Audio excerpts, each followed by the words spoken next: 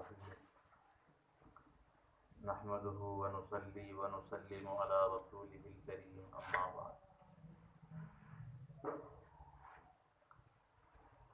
وعن أبي هريرة رضي الله تعالى عنه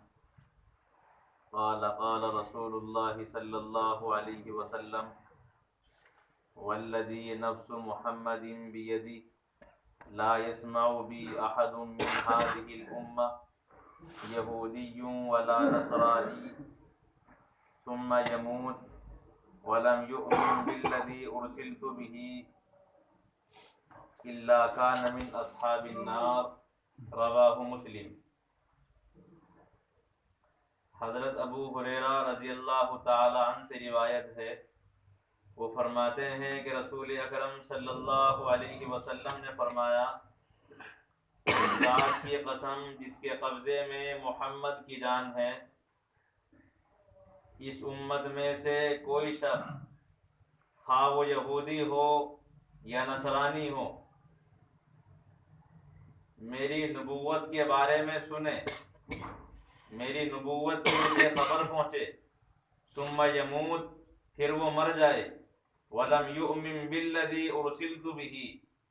اس حال میں کہ وہ ایمان نہ لائے اس دین پر، اس شریعت پر جسے میں لے کر کے آیا ہوں، الا کان من اصحاب النار تو وہ انسان جہنمی ہوگا۔ رواہ مسلم، اس روایت کو امام مسلم علیہ الرحمہ نے اپنی صحیح مسلم میں روایت کیا ہے۔ اس حدیث کی روایت کرنے والے سیدنا ابو ہریرہ رضی اللہ تعالی عنہ ہیں، جن کا تعارف پہلے گزر چکا ہے۔ اللہ کے رسول علیہ السلام نے اس حدیث کی ابتدا میں قسم کھائی ہے، والذی نفس محمد بیدی، اس ذات کی قسم جس کے قبضے میں محمد کی جان ہے۔ اللہ کے رسول علیہ السلام کی اس قسم کھانے سے اس طرح اشارہ ہو گیا کہ بغیر ضرورت کے بات کی تاکید کے لیے قسم کھائی جا سکتی ہے، کیونکہ خاص مضمون رسول اللہ بیان فرماتے ہیں تو اس مضمون کی تاکید کے لیے، اسے پختہ کرنے کے لیے رسول اللہ نے قسم کھائی، تو عام امتی بھی اپنی بات کو پختہ کرنے کے لیے قسم کھا سکتا ہے۔ دوسرے، اللہ کے رسول علیہ السلام نے جو قسم کھائی وہ اللہ تعالیٰ کی کھائی ہے کہ اس ذات کی قسم جس کے قبضے میں محمد کی جان ہے، اور ظاہر سی بات ہے جان اللہ کے ہاتھ میں ہوتی ہے، تو اللہ تعالیٰ کی قسم کھائی ہے، جس میں اشارہ فرما دیا گیا کہ اگر انسان ضرورت کے موقع پر یا اپنی بات کو پختہ کرنے کے لیے قسم کھاتا ہے تو صرف اللہ کی قسم کھانی چاہیے، اللہ کے علاوہ کسی اور کی قسم کھانا کی اجازت نہیں ہے۔ تیسرے، اللہ کے رسول علیہ السلام نے قسم کھائی ہے اور الفاظ استعمال کیے ہیں، والذی نفس محمد صلی اللہ علیہ وسلم بیدی، کہ اس ذات کی قسم جس کے قبضے میں محمد کی جان ہے۔ اس میں اشارہ کر دیا رسول اللہ صلی اللہ علیہ وسلم نے کہ کوئی ہستی ہے جس کے قبضے میں میری جان ہے۔ معلوم یہ ہوا کہ تمام اختیارات رسول اکرم علیہ السلام کو نہیں ہے۔ جو مختار کل کا مسئلہ اٹھایا جاتا ہے کہ سب اختیارات ہیں رسول اللہ کو، یہ حدیث کے الفاظ بتا رہے ہیں کہ تمام اختیارات رسول اللہ کو نہیں ہے، جان اللہ کے رسول کے ہاتھ میں نہیں بلکہ کسی اور ہستی کے ہاتھ میں ہے جس کی اللہ نے قسم کھائی ہے، اور وہ ذات ہے ذات خداوندی۔ اگر اللہ کے رسول علیہ السلام کی اختیارات میں سب کچھ ہوتا تو آپ فرماتے کہ میری قسم میرے ہاتھ میں میری جان ہے، بلکہ فرما جس کے ہاتھ میں میری جان ہے اس ذات کی قسم۔ تو عقیدہ بھی ان الفاظ کے ذریعے سے صحیح ہو جاتا ہے، کیونکہ پہلی امتیں گمراہ ہوئی ہیں اسی بنیاد پر۔ حضرت عیسیٰ علیہ السلام کو جب لوگوں نے دیکھا کہ پیدائشی اندھا، آپ اللہ کے حکم سے اس پر اپنا ہاتھ لگاتے ہیں تو بینا ہو جاتا ہے، اس کی بینائی لوٹ آتی ہے۔ اسی طرح ایک انسان جس کی موت آ چکی ہے، حضرت عیسیٰ علیہ السلام کہتے ہیں قم باذن اللہ، اللہ کے حکم سے کھڑا ہو جا، تو وہ کھڑا ہو جاتا ہے۔ تو لوگوں نے جب یہ آپ کے معجزات دیکھے تو پھر عقیدہ بنایا کہ آپ تو اللہ ہیں۔ کسی نے عقیدہ بنایا کہ آپ اللہ نہیں بلکہ اللہ کے بیٹے ہیں، اور کچھ لوگوں نے عقیدہ بنایا کہ اللہ کی ذات آپ کے اندر حلول کیے ہوئے ہے۔ جیسا کہ ہمارے ہندوستان میں اکثر لوگوں کا عقیدہ یہی ہے کہ جو فلاں آدمی آئے ان کے اندر بھگوان ہے، پھر آئے ان کے اندر آئے۔ تو یہ حلول کا عقیدہ ہے تو یہ انسان، لیکن اس کے اندر اللہ تبارک و تعالیٰ کی ذات داخل ہو گئی ہے، اور وہ جو بھی کچھ کرتے ہیں وہ اپنی مرضی سے نہیں بلکہ خود پروردگار کرتے ہیں۔ یہ عقیدہ حضرت عیسیٰ علیہ السلام کے متعلق کھڑا گیا۔ تو اللہ کے رسول علیہ السلام کے معجزات بھی اس طرح کے بے شمار ہیں۔ تو کوئی آدمی آپ کے معجزات کو دیکھ کر آپ کے متعلق غلط عقیدہ رکھ سکتا تھا اور گمراہی کی طرف جا سکتا تھا، کیونکہ اللہ کے رسول علیہ السلام وہ ہیں کہ آپ کی یاد میں جو کھجور کا ایک تنا تھا مسجد نبوی میں منبر رسول کے پاس، اللہ کے رسول علیہ السلام اس سے ٹیک لگاتے، سہارا لگاتے اور آپ خطبہ دیا کرتے تھے۔ جب اللہ کے رسول علیہ السلام کو منبر پر بٹھا دیا گیا، منبر آپ کے لیے بنا دیا گیا، اور آپ نے اس سے سہارا نہ لگایا تو اس کے رونے کی آواز تمام اہل مسجد نے سنی جو آپ کی جدائی میں رو رہا تھا۔ اور پھر اللہ کے رسول علیہ السلام نے اسے اپنے سینے سے لگایا، اور جس طرح بچے روتے ہیں اور جب سینے سے لگا لیا جاتا ہے وہ خاموش ہو جاتے ہیں، پھر اسے اللہ کے رسول علیہ السلام کے سینے کی لگنے کی وجہ سے لوگوں نے دیکھا کہ وہ خاموش ہو گیا ہے۔ اسی طرح اللہ کے رسول علیہ السلام نے درخت کو بلایا ہے تو آپ کے کہنے پر درخت اپنی جگہ چھوڑ کر آپ کے پاس حاضر ہوا ہے۔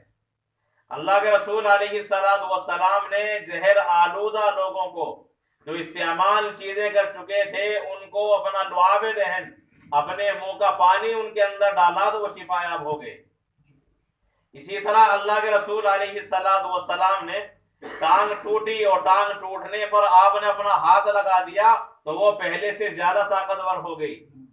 جہاد کے دوران ایک صحابی کی آنکھ نکل کر نیچے گر گئی، اللہ کے رسول نے اٹھا کر اسی جگہ پر لگا دیا، وہ دوسری آنکھ سے بھی زیادہ تیز روشنی دینے والی بن گئی۔ تو یہ معجزات ہیں رسول اکرم علیہ السلام کے کہ آپ نے اشارہ کیا ہے تو چاند ٹکڑے ہو جاتا ہے، اور جب آپ اپنا ہاتھ پیالے میں رکھتے ہیں تو آپ کی انگلیوں کے درمیان سے پانی اتنا جاری ہوتا ہے کہ پورا لشکر سیراب ہو جاتا ہے اور پانی ذخیرہ کر کے رکھ لیا جاتا ہے۔ ایک دو آدمی کے لیے جو کھانا کافی ہو سکتا ہے، رسول اللہ صلی اللہ علیہ وسلم کی برکت کی وجہ سے پورے لشکر نے وہ کھانا تناول فرمایا ہے۔ تو اس طرح کے بہت سے معجزات ہیں کہ آپ کے اشارے پر سورج غروب ہونے کے باوجود واپس پلٹ آیا ہے۔ تو کوئی آدمی حضرت عیسیٰ علیہ السلام کے سلسلے میں جس طرح گمراہ ہوا ہے تو آپ کے بارے میں بھی گمراہ ہو سکتا تھا، اور چنانچہ لوگ ہوئے بھی ہیں۔ اللہ کے رسول علیہ السلام نے ان عقیدہ رکھنے والوں کی تردید فرما دی ہے، والذی نفس محمد بیدی، کہ اس ذات کی قسم جس کے قبضے میں محمد کی جان ہے۔ یعنی مجھے بھی مکمل اختیارات نہیں ہے، اللہ تبارک و تعالیٰ کی ذات ہے جسے مکمل اختیار ہے، اور میری ذات اور میری جان میرے حوالے نہیں بلکہ خود اللہ تعالیٰ کی ذات کے حوالے ہے، جس کی میں قسم کھاتا ہوں۔ قسم کھا کر اللہ کے رسول فرماتے ہیں، لا يسمع بی احد من هذه الامة یہودی ولا نصرانی ثم يموت ولم يؤمن بالذی ارسلت به الا كان من اصحاب النار۔ آپ فرماتے کہ اس امت میں سے خواہ کوئی یہودی ہو یا نصرانی جسے میری نبوت کی خبر پہنچ گئی اور پھر وہ ایمان نہ لائے، بغیر میری لائی ہوئی شریعت پر ایمان کے مر جائے،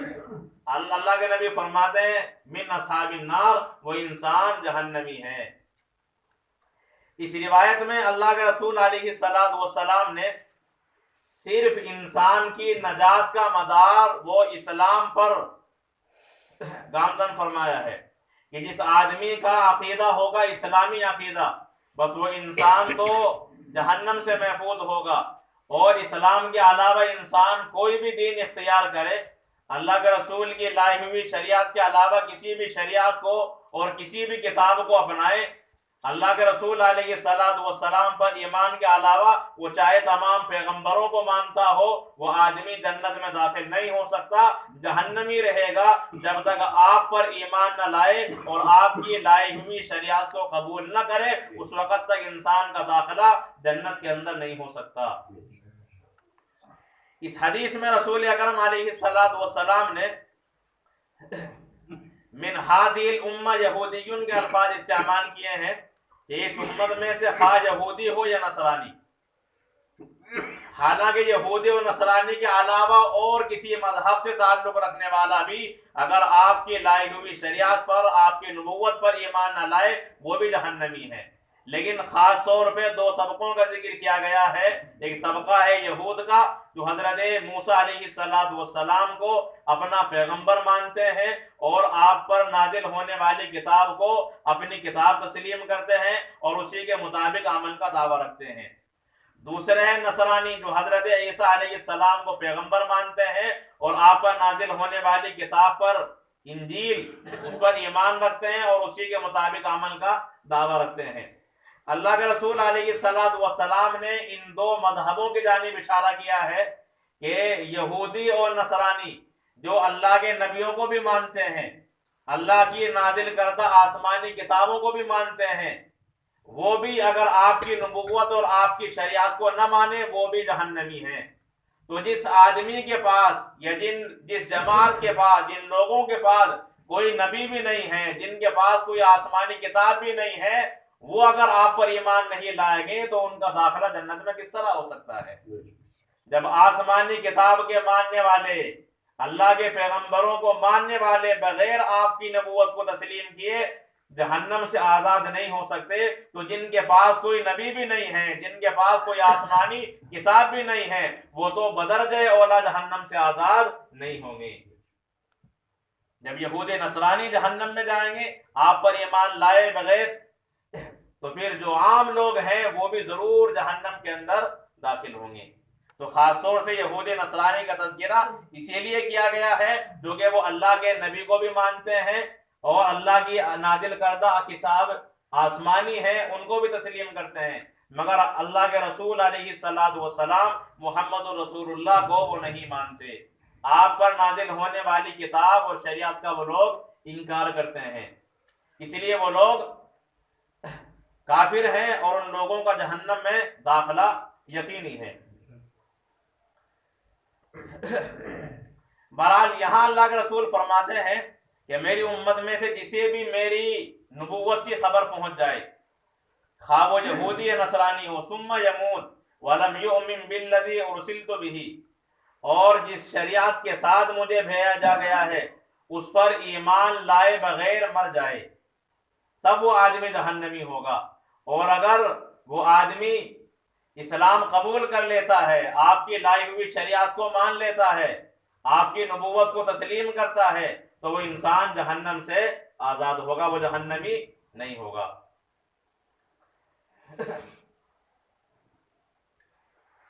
ثم یموت، تو یہ مرنے پر جہنم کی وعید سنائی گئی ہے۔ یہودی ہے اپنے یہودی مذہب پر مرتا ہے، نصرانی ہے اپنے نصرانی مذہب پر مرتا ہے، اور اسی طرح ان کے علاوہ چاہے وہ مجوسی ہو یا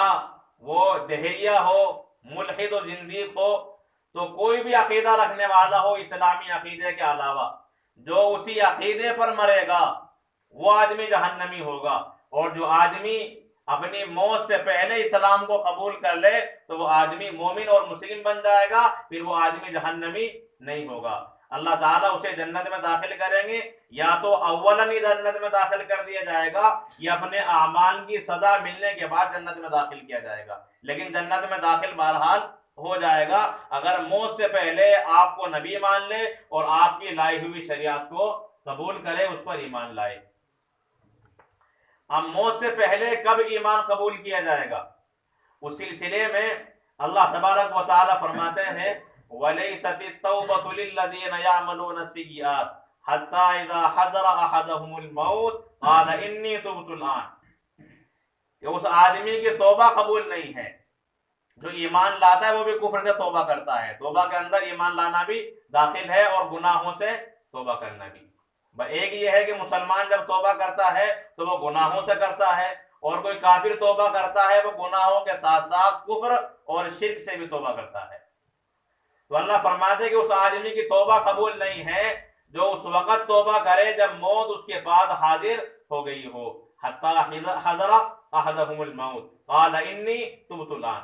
جب موت حاضر ہو گئی اب کہتا ہے کہ میں توبہ کرتا ہوں۔ اللہ کا فرمان ہے اس کی توبہ قبول نہیں ہے۔ اور موت حاضر ہونے کا مطلب کیا، اسے کیسے معلوم؟ جب انسان فرشتوں کو دیکھ لیتا ہے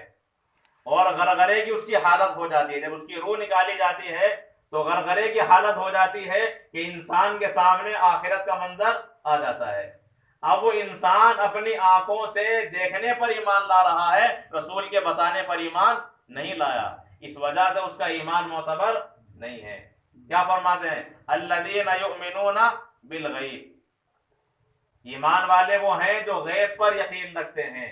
اللہ کے رسول علیہ السلام نے اپنی احادیث میں اور اللہ نے قرآن میں جو باتیں بیان فرمائی ہیں جو ہمارے سامنے نہیں ہیں، بس اللہ اور اس کے رسول کی خبر دینے کی وجہ سے ان پر یقین کرتے ہوئے ہم ان کی بات کو تسلیم کرتے ہیں، یہ ہے ایمان۔ اور جب ہم نے اپنی آنکھوں سے فرشتوں کو بھی دیکھ لیا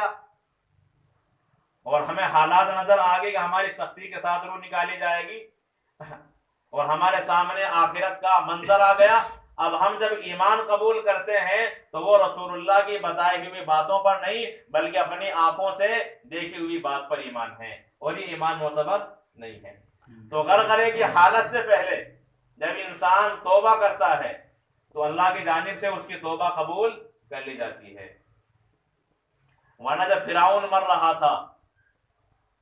تو وہ بھی توبہ کر رہا تھا کہ میں ایمان لایا حضرت موسیٰ اور ہارون کے رب پر، مگر اس کا ایمان قبول نہیں، اس لیے کہ جب اس نے موت کو دیکھ لیا ہے اور آخرت کے احوال اس کے سامنے آ گئے ہیں اب وہ ایمان لا رہا ہے۔ موسیٰ علیہ السلام کی خبر پر تو ایمان نہیں لایا، تو نبی کی خبر کا اس نے یقین نہیں کیا ہے، اس لیے ایمان معتبر نہیں ہے۔ اسی لیے اللہ کے رسول فرماتے ہیں ثم یموت ولم یؤمن بالذی ارسلت بہ،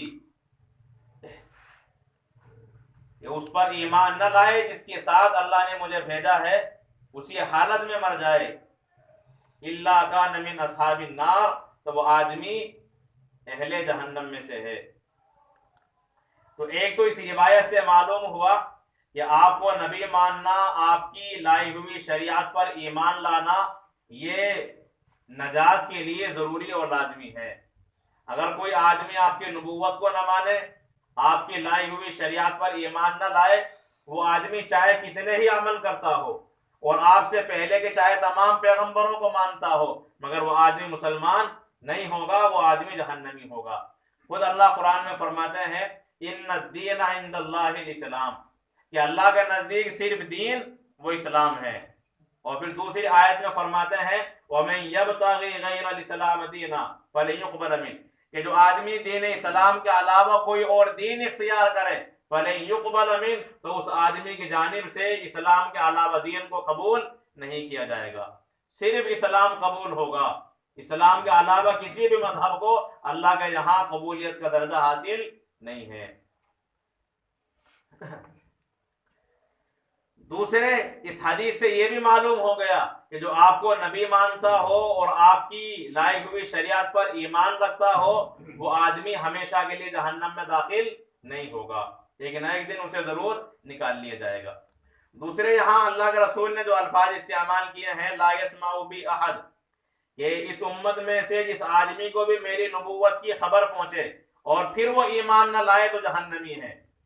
اس میں اشارہ کر دیا گیا کہ جس آدمی کو رسول اللہ کے متعلق خبر پہنچ جائے اور وہ آدمی اسلام کے اندر داخل ہو جائے وہ آدمی جنتی ہے، اور جس آدمی کو خبر پہنچے پھر اسلام قبول نہ کرے وہ آدمی جہنمی ہے۔ امت دو طرح کی ہوتی ہے، یہاں الفاظ استعمال کیا احد من ہذہ الامہ، یہاں ہذہ الامہ سے مراد ہے امت دعوت۔ امت یہ دو قسمیں ہیں امت کی، ایک امت اجابت اور ایک ہے امت دعوت۔ جو رسول اللہ کی لائی ہوئی شریعت کو قبول کرتے ہیں ان لوگوں کو کہا جاتا ہے امت اجابت، ہر مسلمان اس کے اندر داخل ہے۔ دوسرے ہے امت دعوت، جو آدمی آپ کی لائی ہوئی شریعت کو قبول نہ کرے، انہیں دعوت دی جائے گی، دعوت والے ہیں، اللہ اور اس کے رسول کی تبلیغ اور آپ کے لائے ہوئے دین کو ان تک پہنچایا جائے گا۔ تو یہ امت دعوت جو ہے، جو آپ کے نبی ہونے کو یا آپ کی شریعت کو شریعت خداوندی نہیں مانتے، تو اللہ کے رسول علیہ السلام فرماتے کہ یہ آدمی جہنمی ہوں گے۔ اب رہے وہ لوگ جن کے متعلق اللہ کے رسول علیہ السلام کے پیغامات نہیں پہنچے، ان کے متعلق کیا حکم ہے؟ دنیا میں ایسا بھی کوئی ہو سکتا ہے کہ اب ایک آدمی ہے پہاڑ پر پیدا ہوا، اب وہاں سے وہ کہیں گیا ہی نہیں ہے، وہیں مر گیا، اس کے متعلق کیا ہے؟ اس سلسلے میں بعض علماء فرماتے کہ اس سلسلے میں خاموش رہا جائے، بس اللہ جانتے ہیں ان کے متعلق فیصلہ کیا ہوگا۔ اور بعض فرماتے ہیں کہ ان کے متعلق آپ کی نبوت کے بارے میں تو پوچھ گچھ نہیں کی جائے گی، اس لیے کہ انہیں معلوم ہی نہیں ہے، لیکن اللہ کے توحید کے بارے میں سوال ان سے بھی کیا جائے گا۔ ایک آدمی پیدا ہو گیا، بس پھر اس نے کسی انسان کو نہیں دیکھا، ایسی جگہ پر ہے، اسی حالت میں مر گیا، تو توحید کا سوال ان سے بھی کیا جائے گا، اسی لیے کہ توحید کا عقیدہ ایسا ہے کہ اللہ تعالیٰ انسان کو فطرت پر پیدا فرماتے ہیں، اور انسان کی عقل بھی اللہ تبارک و تعالیٰ کے ایک ہونے کو، اللہ کے توحید کو بیان کرتی ہے۔ اگر وہ انسان جو تنہا ہے، کوئی پیغام شریعت کا نہیں پہنچا، اپنی عقل سے بھی سوچتا تو توحید کا مسئلہ اسے بھی معلوم ہو جاتا، لیکن چونکہ اس نے اپنے عقل کا استعمال نہیں کیا ہے، اسی لیے اس آدمی کے بارے میں بھی بات پرس کی جائے گی۔ توحید اگر اس کے بعد نہیں ہوگی تو اللہ کی جانب سے ایسا آدمی کو بھی جہنم میں داخل کیا جائے گا۔ تو یہ تین قسمیں بن جاتی ہیں۔ بہرحال یہاں ہادی الامہ سے امت دعوت مراد ہے کہ جو آپ کے دین کو قبول نہیں کرتے اور پھر اسی حالت میں مر جاتے ہیں تو وہ لوگ جہنمی ہیں، اور اگر مرنے سے پہلے، غرغرے کی حالت سے پہلے آپ کے دین کو اور آپ کی نبوت کو تسلیم کر لیتے ہیں تو وہ لوگ جہنم سے محفوظ ہو جائیں گے، یا تو ہمیشہ کے لیے محفوظ ہو جائیں گے کہ اس میں داخلے نہیں ہوں گے، یا کچھ وقت کے لیے داخل ہوں گے، پھر بعد میں انہیں نکال لیا جائے گا، لیکن بہرحال آزادی ان لوگوں کو حاصل ہو جائے گی۔ تو اس حدیث میں اللہ کے رسول علیہ السلام نے بالکل واضح اعلان فرما دیا ہے کہ انسان کی مدار کا نجات وہ آپ کی نبوت اور اللہ کے رسول علیہ السلام کی لائی ہوئی شریعت ہے۔ اس لیے ہر مسلمان جس طرح آپ کو نبی مانتا ہے اور آپ کی شریعت پر ایمان رکھتا ہے، اسی طرح وہ آپ کی شریعت کو اپنی زندگی میں بھی داخل کرے۔ جو دعویٰ کرتا ہے وہ اپنی زبان سے، وہ دعویٰ اس کا اس کے عمل سے بھی ظاہر ہونا چاہیے۔ یہی آدمی حقیقی مسلمان بھی ہے، اور یہی آدمی حقیقت میں رسول اکرم علیہ السلام سے محبت کے دعوے میں سچا ہے۔ اللہ عمل کی توفیق عطا فرمائے۔ سبحان اللہ بحمدہ ونشہد ان لا الہ الا انت نستغفرک ونتوب الیک۔ سبحان ربک رب العزة عما يصفون وسلام على المرسلين والحمد لله رب العالمين۔